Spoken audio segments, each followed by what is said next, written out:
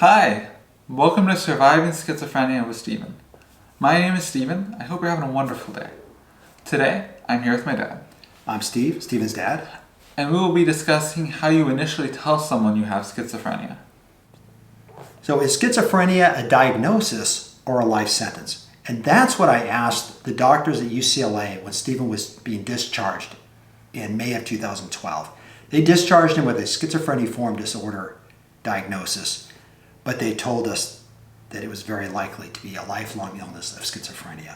He had only had symptoms at that point for about 4 or 5 months, so schizophrenia could not be diagnosed. That diagnosis requires symptoms for at least 6 months. So that's what I asked the doctors, and they said no, it's not a life sentence.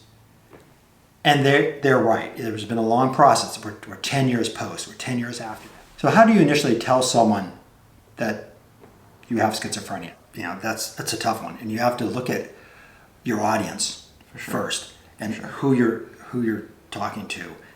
And you know, we're going to show you now Stephen's initial diagnosis, which was after the UCLA hospitalization.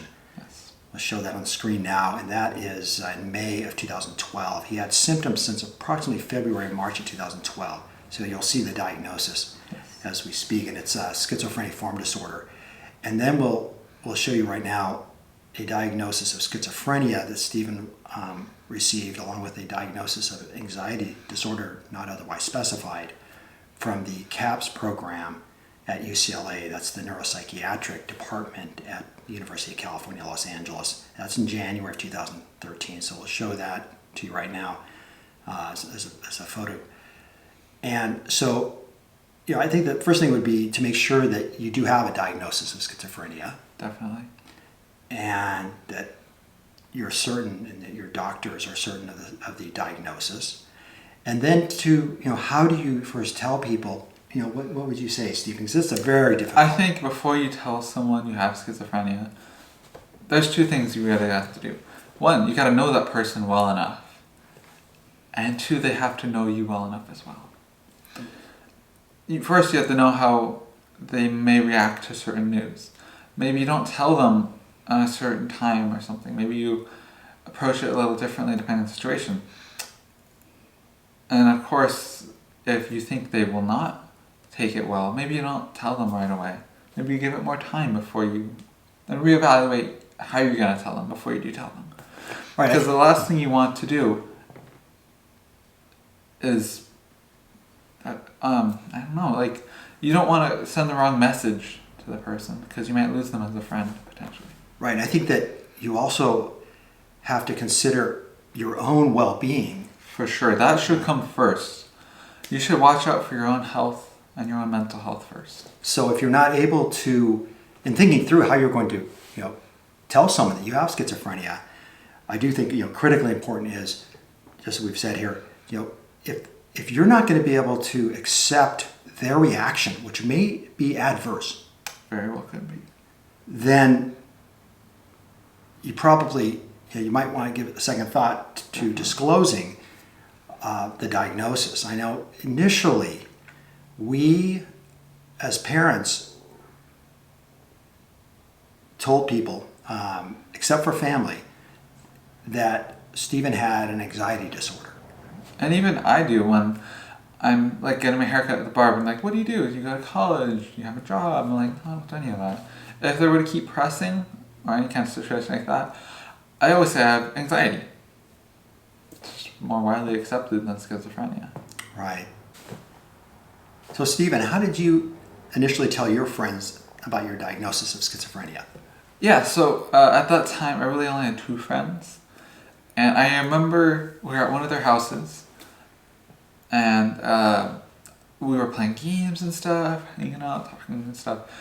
And later in that time, in the evening, I took them aside. I was like, we gotta talk about something. And that's when I told them I had schizophrenia. So by that time, we were all in a more relaxed mood, we'd been playing games for a while. And they were fine with it. I think they were a little taken aback.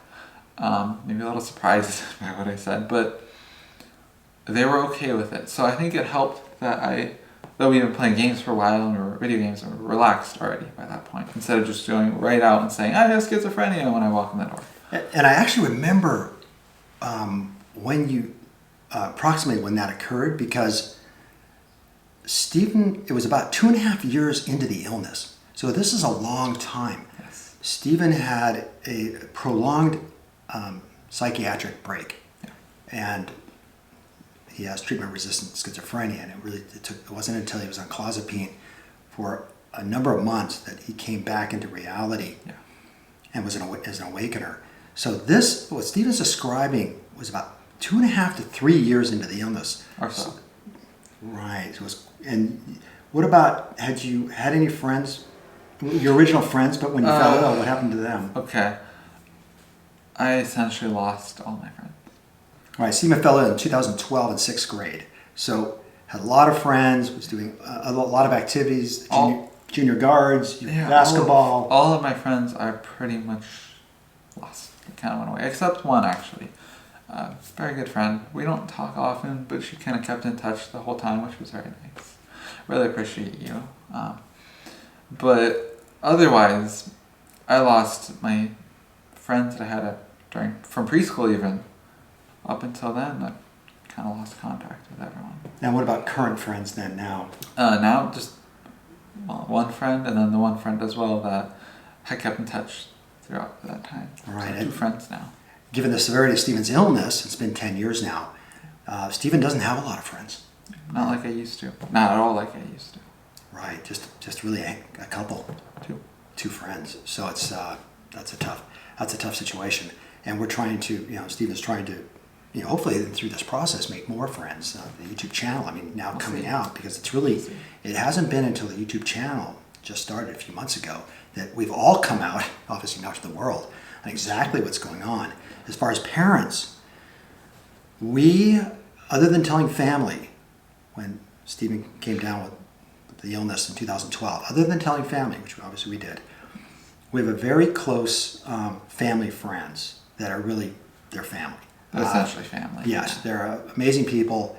It's one family. They have 3 kids. They're adults now, the kids are. And they're all wonderful. And full disclosure to them. We'd always made full disclosure to them what was going on. And they accepted us just as they had. We had known them before Stephen was born. Yes. And they fully accepted us, which was phenomenal and provided us a huge amount of support over the years. So that's been great.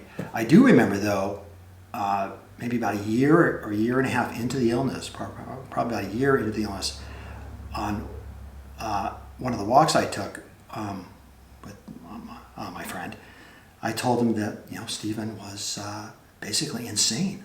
He was psychotic to the point of insanity, and the reaction to that was muted. I don't think he really believed me. I think, and talking to him later, I believe that he thought that it was really the medication, that Stephen's flat effect was due, essentially largely due to the medication, which unfortunately it wasn't. It was a negative. It was part of the negative symptoms of the illness. So, and other than that, we have told most people up until the YouTube channel that Stephen has an anxiety disorder or has maybe anxiety. even depression at times. Or depression. That's about it. Right, because again, it's how do you tell someone that you have schizophrenia without alienating them, right? And no fault on their part. No, it's very stigmatized. People don't understand it. There's no fault in being afraid of something you don't know. So Stephen, how have you educated your friends and peers about your condition without frightening them? Yeah, so I really haven't. After I disclosed my schizophrenia with my friends, I just wanted to get it off my chest at the time. Kind of get it out there, wanted to say it to someone. And so that was it, really. I didn't educate them. I wasn't talking really about it much. Nothing really happened after that. Up until now, of course, where I have this YouTube channel. Now I'm saying everything, and I'm hoping that my friends, my peers, and everyone else out there will be educated by my channel now, instead of just by me. And as far as what parents did, it's family. We knew about his diagnosis diagnosis, accepted it. We didn't talk about it. They didn't talk about it largely. Last decade, just didn't talk about it, you know. And close friends, the close family friends that we have that I was discussing, they're very educated and are knowledgeable themselves, and so we didn't do any education there really. They had questions, but they're all very educated themselves, so it didn't take much. They just answer their questions. But other than that, you know, we didn't educate anybody. There was very little discussion at all over the course of the last decade, and I think that, you know, Congressman Coelho, in Stephen's interview with him, he said, you know, it's important to get out and talk about it, and that's how these questions came about in the comments section. Yes. And that's the first step in destigmatizing something, talking about it. Right. So it's just unfortunate, but now we are on YouTube, yes, and we're embracing it. We want to destigmatize it. We shouldn't live. You know, families and those suffering with the illness should not live in this type of distress. No. And pain. You know, even before we shooting this video, this is a tough video to shoot. You may be able to see it in our faces. Yeah. It's highly stressful. Just bringing back all these memories of, and not even memories, some things I've forgotten of when I was very ill. Right. So Stephen and I, incredibly take a few minutes to put our thoughts together, think about the question. We want to, obviously Stephen as well. We want to answer the best of our ability. Exactly, in a very informed manner, and you know, this will end up being a short video, but it's taken a lot of preparation, a lot of stress, but ultimately, you know, we didn't talk about it. No. You know, we kept it quiet, other than family and very few friends. So I did tell a neighbor about a year and a half into Stephen's illness that my son had schizophrenia. And that's the last I spoke to that neighbor. I didn't see the person again. And I learned through that you've got to be very careful in using that word, unfortunately, because there is so much stigma attached to it. That if you tell people that and use the word schizophrenia, there's so much fear associated with it, you probably are going to alienate that person. You're not going to have that person in your life again, perhaps.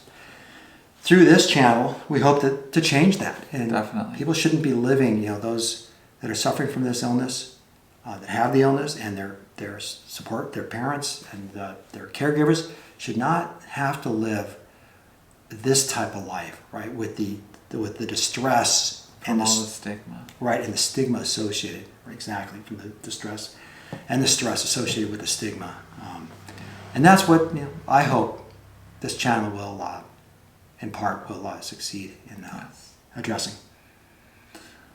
So on that note, I just want to say thank you for joining us for this video. Thank you very much for joining us. We hope you have a happy and healthy rest of your day. Hope to see you in the next video. Take care. We'll see you in the next video. Bye.